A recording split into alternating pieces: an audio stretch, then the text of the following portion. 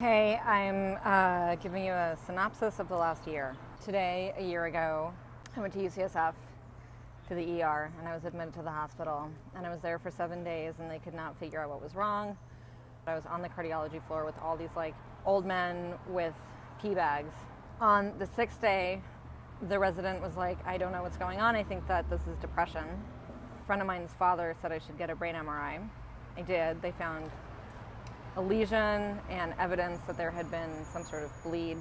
But they were like, we don't want to do surgery just for fun. So they discharged me to go to outpatient neurosurgery, where I went and they did a blood test and they found elevated alpha-fetoprotein, which is a tumor marker.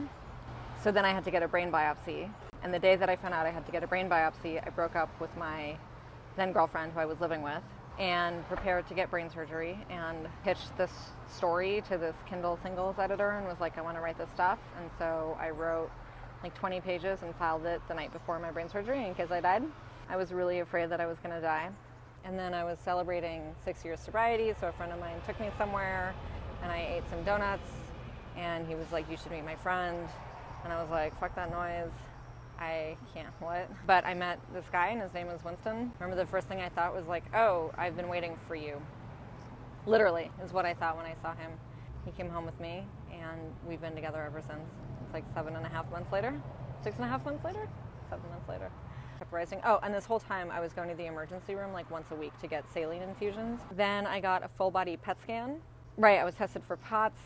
And the EKG showed that I have a heart condition called Wolff-Parkinson-White. And that's what I'm getting surgery to correct. And waiting, a lot of waiting all the time, waiting for test results, waiting for doctor's appointments, waiting in the waiting room for a response, waiting for an email, waiting for a phone call, waiting for just waiting. And for a long time I was waiting for the definitive diagnosis and treatment. And Winston and I wanted to move in together. Well, I was like, no, because I might have cancer. And he was like, I don't know, I'm cool with that. And we moved in together. I don't know. I mean, that's kind of what it's been. I published that book. And I think I kind of thought that once the story was published, it would be over.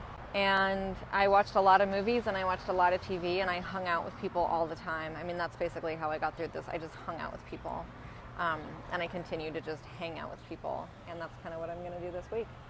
So that's been my year. That was February 2013 to February 2014. And things are so much better now than they were then. I don't know, it's crazy. All right, this is really fucking long. Okay, bye.